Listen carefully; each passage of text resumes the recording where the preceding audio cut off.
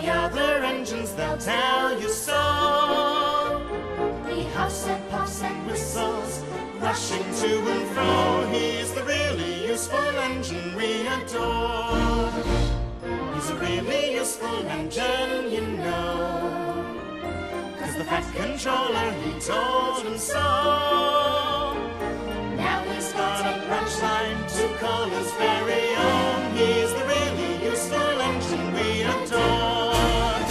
He's the one, he's the number one. Thomas the Tank Engine. He's the really useful engine we adore.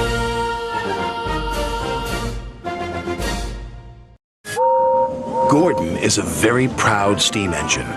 He's the fastest engine on the island of Sodor. He loves speeding along his line with the wind blowing across his funnel. "You've broken the record again," said his driver. "I'm the fastest," boasted Gordon. But not all the engines were impressed. "Speed isn't everything," said James smugly. "But being reliable and useful is," said Thomas. "You slow engines will never understand," snorted Gordon, "because you'll never go as fast as me." Sir Topham had arrived with news of a special for Thomas. "I want you to collect a jet engine and take it to the airfield." "What's a jet engine?" asked Percy. "A jet engine goes forward by pushing hot air out of its back," Sir Topham had explained. "Just like when you blow up a balloon and let it go," added Thomas. "It's very fast." Thomas likes making special deliveries for Sir Topham Hatt. It makes him feel special. But secretly, he wished he could go as fast as Gordon. Just once. Thomas arrived at the docks excited to see the jet engine. It was shiny and modern, and Thomas had never seen anything like it. He couldn't wait to start his journey, but Cranky was taking his time. "Hurry up," huffed Thomas. "This is a special.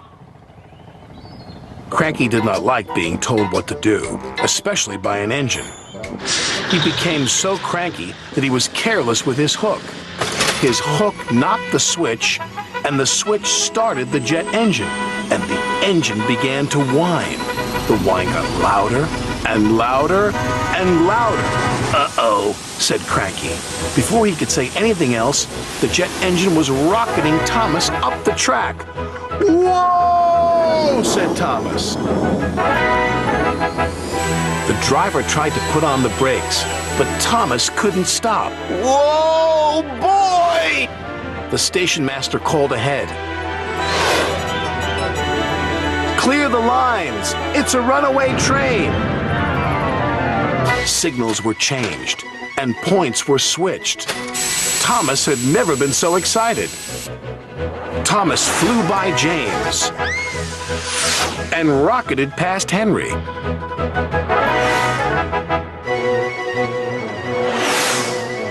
And raced by Percy. They were amazed. Bertie was excited when he saw Thomas flying down the track. "Want to race, Thomas?" beeped Bertie. Never mind. No one had ever seen an engine go so fast.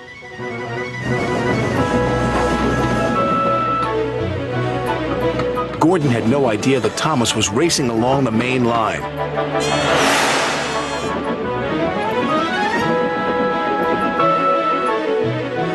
"I am the fastest," said Gordon proudly. "Hi, Gordon. Bye, Gordon." Gordon could not believe what he had seen.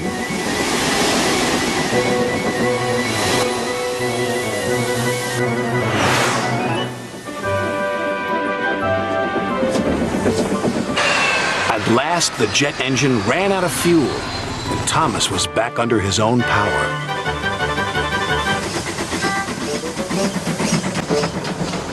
He steamed gently back into Knapford Station. "Sorry for overtaking you back there, Gordon," teased Thomas. "Overtake me? I didn't notice," Gordon huffed. "You didn't notice the fastest engine on the island of Sodor?" said Henry. "Yes, I am the fastest," puffed Thomas. Percy felt a little sorry for Gordon. Gordon doesn't have to go as fast as a jet engine. He's a steam engine. But he's still full of hot air, whistled James, and Gordon wheeshed away.